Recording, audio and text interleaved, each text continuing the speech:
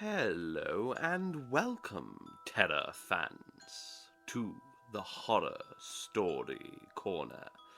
Before I get into today's fiendish fright fest of a story, I just want to say a massive thank you. I've been overwhelmed by the support for the original story I released, and the subscriber count has almost doubled since posting it. As such, I'm currently working on more stories and recording some more original content to be released in the near future, so please keep your eyes peeled for that. However, today's tale is a piece of classic horror fiction, and whilst it is a shorter piece, it manages to pack in suspense, frights, and even a nice creepy ending. I hope you enjoy One Summer Night. The fact that Henry Armstrong was buried did not seem to him to prove that he was dead. He had always been a hard man to convince. That he really was buried, the testimony of his senses compelled him to admit. His posture, flat upon his back, with his hands crossed upon his stomach, and tied with something that he easily broke without profitably altering the situation. The strict confinement of his entire person, the black darkness and profound silence, made a body of evidence impossible to controvert, and he accepted it without cavil. But dead, no. He was only very, very ill. He had, withal, the invalid's apathy, and did not greatly concern himself about the uncommon fate that had been allotted to him. No philosopher was he, just a plain, commonplace person gifted, for the time being, with a pathological indifference. The organ that he feared consequences with was torpid. So, with no particular apprehension for his immediate future, he fell asleep, and all was peace with Henry Armstrong. But something was going on overhead. It was a dark summer night, shot through with infrequent shimmers of lightning silently firing, a cloud lying low in the west and portending a storm. These brief, stammering illuminations brought out with ghastly distinctness the monuments and headstones of the cemetery, and seemed to set them dancing. It was not a night in which any credible witness was likely to be straying about a cemetery, so the three men who were there, digging into the grave of Henry Armstrong, felt reasonably secure. Two of them were young students from a medical college a few miles away.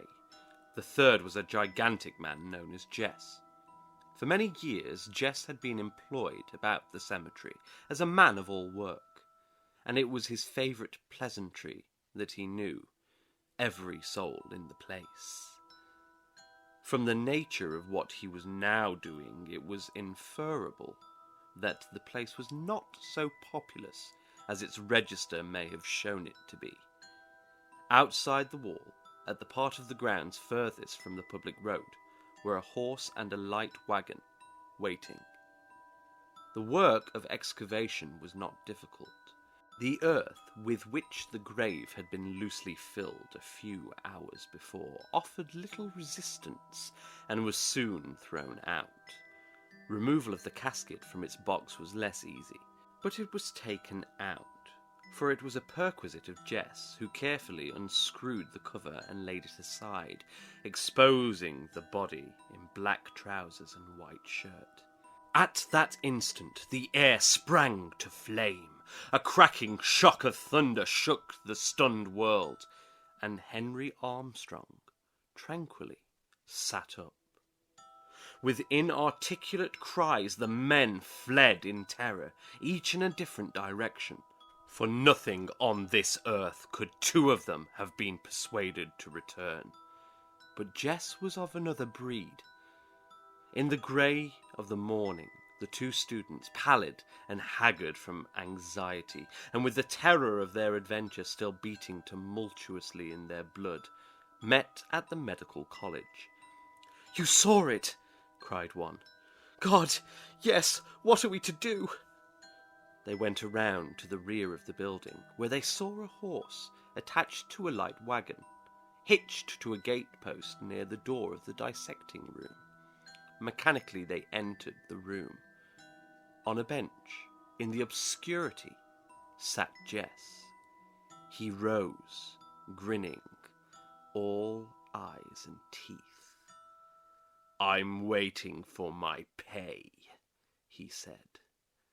Stretched naked on a long table lay the body of Henry Armstrong, the head defiled with blood and clay from a blow with a spade.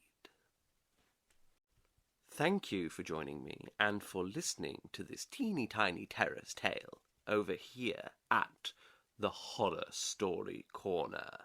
I hope to see you next time for more classics and original tales. Until then, sleep well.